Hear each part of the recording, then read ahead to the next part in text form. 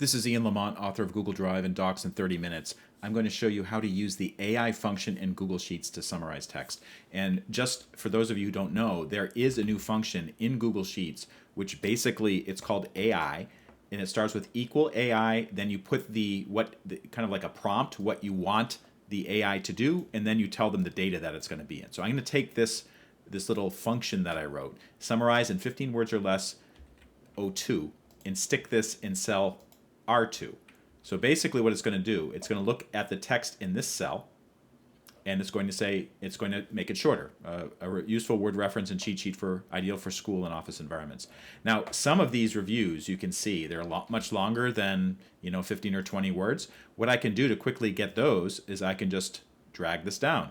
So let's drag it down here.